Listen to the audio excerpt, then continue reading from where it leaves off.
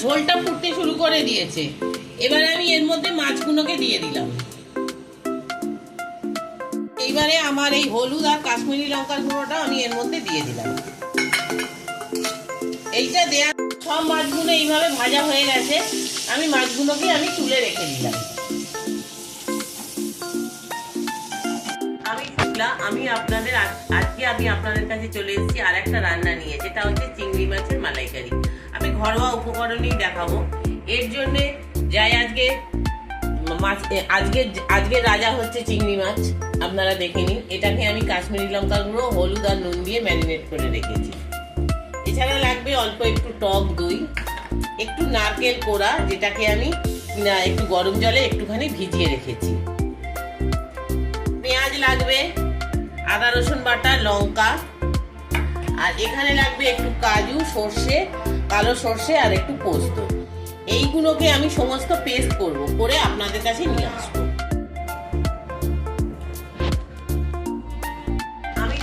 আমি আপনাদের কাছে চলে এসেছি আর একটা রান্না নিয়ে, যেটা হচ্ছে চিংড়ি মাছের মালাইকারি। আমি ঘরোয়া উপকরণেই দেখাবো। এর জন্য যাই আজকে রাজা হচ্ছে চিংড়ি মাছ, আপনারা দেখে নিন। এটাকে আমি কাশ্মীরি লঙ্কার গুঁড়ো, হলুদ আর নুন দিয়ে ম্যারিনেট করে রেখেছি। এছাড়া লাগবে অল্প একটু টক দই, একটু নারকেল কোড়া, যেটাকে আমি একটু গরম জলে একটুখানি ভিজিয়ে রেখেছি। পেঁয়াজ লাগবে, আদা রসুন বাটা, লঙ্কা, আর এখানে লাগবে একটু কাজু, সর্ষে, কালো সর্ষে আর একটু পোস্ত। এইগুলোকে আমি সমস্ত পেস্ট করে আপনাদের কাছে নিয়ে আসবো। আচ্ছা, আমি দেখুন এইখানে সমস্ত মশলাগুলো বেটে নিয়েছি। দেখুন এখানে বেটে নিয়েছি পেঁয়াজ, কাঁচা লঙ্কা, আদা রসুনের পেস্ট, আর এটা নর্মাল দুধ আছে, এটা নারকেলের দুধ আছে, আর এটা নর্মাল একটু দুধ আছে, আর এটার মধ্যে দই, কাজু আর পোস্ত, সর্ষে একসঙ্গে পেস্ট করে রেখে দিয়েছি। আর এই যে দেখুন নারকেলটা বেটে আমি দুধটা আলাদা ছেঁকে নিয়েছি। আর এই যে নারকেলের যে ছিবড়াটা বেরিয়েছে, এটা দিয়ে আপনারা অন্য কোনো লাউয়ের তরকারি বা কোনো নিরামিষ তরকারি করলে এই ছিবড়েটা আপনারা দিয়ে দিতে পারেন, ভালো লাগবে খেতে। আর ফোড়নের জন্য আমি নিয়েছি দুটো শুকনো লঙ্কা, একটা তেজপাতা, আর এছাড়া লাগছে নুন, হলুদ, কাশ্মীরি লঙ্কার গুঁড়ো, চিনি, ঘি আর গরম মশলা। এইবারে আমি রান্নাটা শুরু করছি। গ্যাসটাকে আমি জ্বালিয়ে দিলাম। জ্বালিয়ে আমি প্রথমে এর মধ্যে সাদা তেল দিয়ে দিলাম। তেলটা গরম হলে আমি মাছগুলোকে হালকা করে ভেজে নেব। দেখুন তেল গরম হয়ে গেছে, আমি এবারে মাছগুলোকে দিয়ে দিচ্ছি। গ্যাসটা একটু কমিয়ে দেবো, তেলটা খুব গরম হয়ে গেছে তো। মাছগুলো হালকা ভাজা হয়ে গেছে, মাছগুলোকে আমি তুলে নিলাম। এইভাবে আমি সব মাছগুলোই ভেজে নেব। সব মাছগুলো এইভাবে ভাজা হয়ে গেছে, আমি মাছগুলোকে আমি তুলে রেখে দিলাম।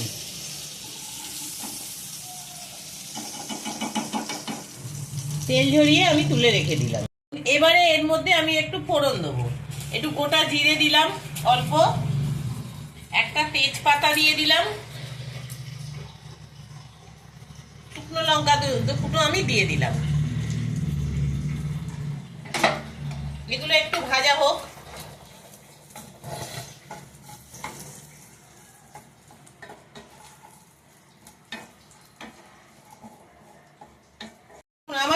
আমার এই যে ফোড়নটা দিয়েছিলাম মোটামুটি ভাজা হয়ে গেছে।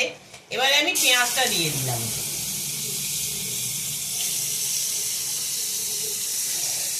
পেঁয়াজটা দিয়ে গ্যাসটা আমি কমিয়ে দিচ্ছি। দিয়ে আমি পেঁয়াজটা ভাজবো যতক্ষণ না পেঁয়াজের জলটা আমার শুকিয়ে যায়। পেঁয়াজটা কিন্তু ভাজা হয়ে গেছে। দেখুন পেঁয়াজটা যেটা ছিল রসটা অনেক শুকিয়ে গেছে, শুকিয়ে পেঁয়াজের রসটা মরে গেছে। এবারে আমি এর মধ্যে আদা রসুন বাটা দেবো।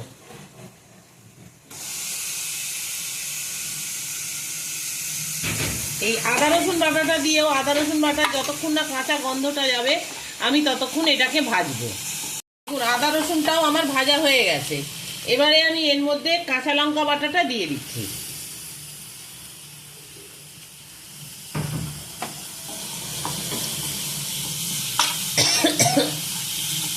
এইবারে আমার এই হলুদ আর কাশ্মীরি লঙ্কার গুঁড়োটা আমি এর মধ্যে দিয়ে দিলাম।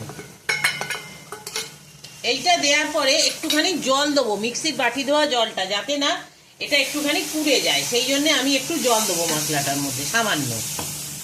মধ্যে আমি এবারে চিনিটাকে দিয়ে দিলাম।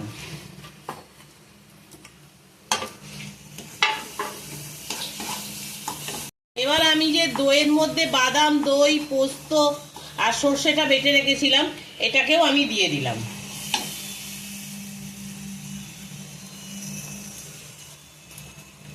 দিয়ে এটা একটু ভালো মতন কষা হয়ে গেছে। এবারে আমি এর মধ্যে এই নারকেলের দুধটা আমি দিয়ে দিলাম,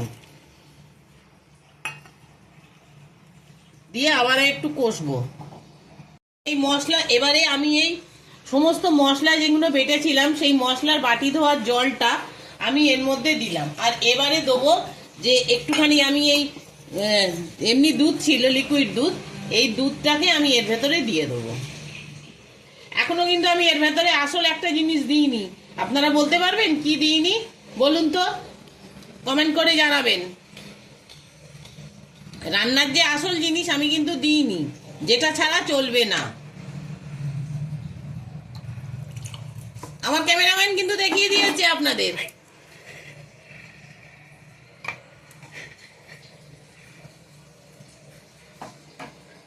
দেখুন, এবার সেই জিনিসটা আমি দিয়ে দিলাম। আমার ক্যামেরাম্যান, আমি বলতাম না, কিন্তু আমার ক্যামেরাম্যান আপনাদের আগে দেখিয়ে দিয়েছে।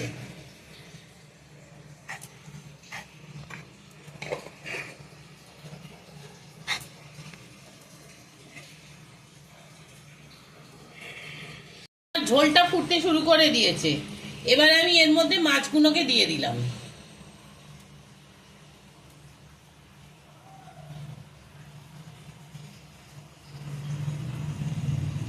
সব একসঙ্গে দিয়ে দিই।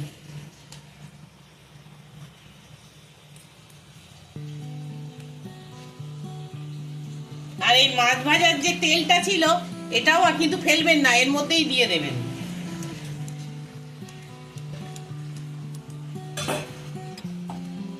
এবারে এটা ফুটলে রংটা আরো গাঢ় হবে। বেশ খানিকটা ফোটার পরে ঝোলটাও ঘন হয়ে এসছে, আর দেখুন রংটাও বেশ গাঢ় হয়ে গেছে। এবারে আমি এর মধ্যে এই ঘিটা মিশিয়ে দেবো।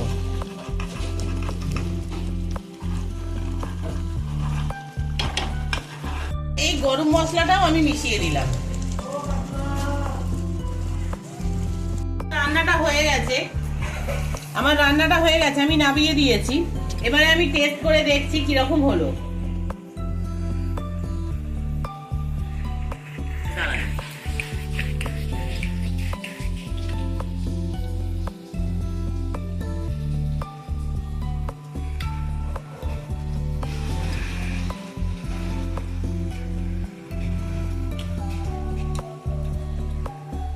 আমার তো ভালোই লাগছে। আপনারাও খেয়ে দেখবেন, রান্না করবেন এবং খেয়ে দেখবেন কিরকম লাগে। আশা করি আপনাদের ভালো লাগবে। আর এই রান্নাটা অবশ্যই করবেন আপনারা, করে আমাকে জানাবেন আপনাদের মতামত। এই যদি আমার এই চ্যানেলটা ভালো লাগে, আপনারা একটা লাইক করবেন, প্রচুর সাবস্ক্রাইব করবেন আর শেয়ার করবেন। আর পাশে থাকা বেল আইকনটা টিপে দেবেন, যাতে পরবর্তী রান্নার ভিডিও নিয়ে আমি আপনাদের কাছে চলে আসতে পারি। এইটুকু এই আশা করে আপনারা সবাই ভালো থাকুন, সুস্থ থাকুন, এই কামনা করে আমি আজকের ভিডিওটা শেষ করলাম। নমস্কার।